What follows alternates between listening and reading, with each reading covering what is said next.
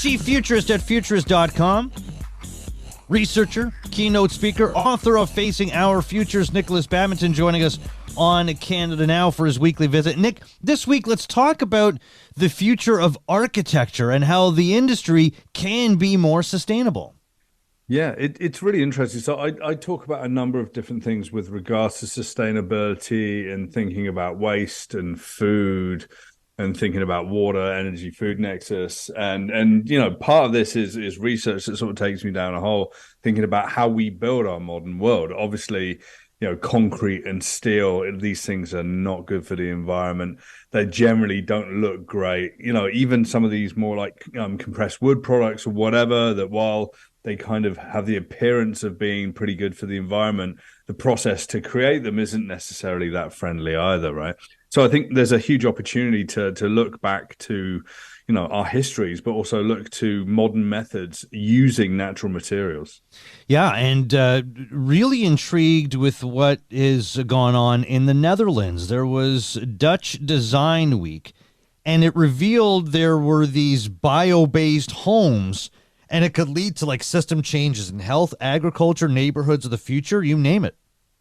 Yeah, it's really interesting. I mean, this project that I shared with you, the Exploded View, like 100 different bio-based materials, and you watch the video, and the sprightly Dutch guy sort of takes us through all the different bits and pieces. I liked him actually. It's like for me, this is like a really, really great thing to watch. Just like unbridled enthusiasm for modern materials, the option to be able to do things in more sustainable ways everywhere under our feet is there. It might be a bit trickier to do. It might be a tad more expensive, but ultimately, what is the expense of ruining our environment anyway? That's right. Well, and actually, in one part, he was talking about how this bio-based home is actually cheaper to make as well, and overall using bio-based material with circular construction methods.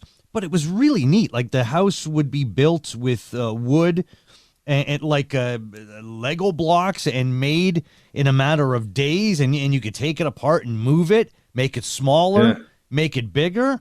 That's just pretty amazing.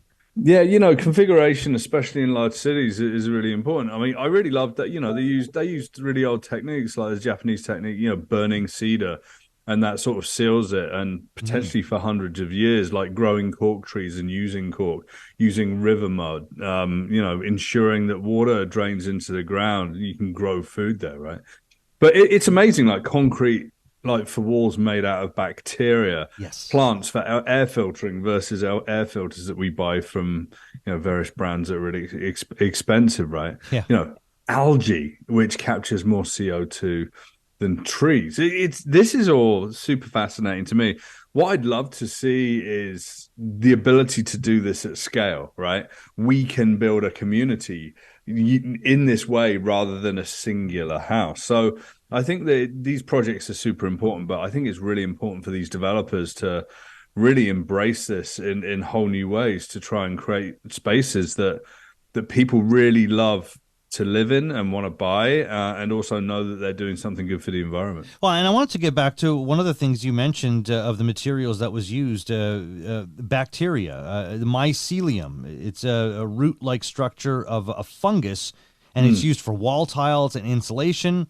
And, getting back to what you said about the materials that we use right now with concrete and steel, that stuff just fills up landfills. Here with the mycelium, if it needs to be replaced, let's say you want to renovate or something, you want to, for whatever reason, want to rebuild or do away with the material that was used for wall tiles and insulation, you could take this mycelium that it's made from, and it can be crumbled up and put into the ground and used for fertilizer. I mean, it's like you're borrowing things from Earth and putting it back when you're done.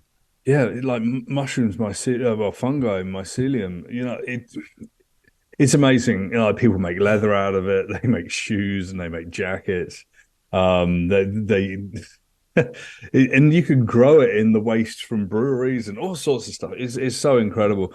It's like when we get these big packages and they've got all of those polystyrene pieces. All of that can be built out of fungi that we can grow. And I think it's really important to to think about it. So I'm actually in Montreal next week speaking to a group of people about this kind of thing. Cool. You know, and they work in an industry that sells, you know, detergents and packaging for whatever. Yeah. You know, to businesses is very lucrative. But imagine how good it could be to actually step into the game in a serious way without greenwashing and say, hey, there is a new way to do this. So let's step up together and do it together. Yeah, and it's you mentioned a lot of materials there. By the way, you mentioned like the mushroom made jacket. I think Stella McCartney Right. did that. Yeah, it was something like that. Yeah. Yeah. I mean, even that wasn't new, but she sort of brought that into Yes. into the world. But yeah, it's fascinating, Jeff. Yeah. So like with an idea like that, like in this video that you sent me again from the Netherlands Dutch Design Week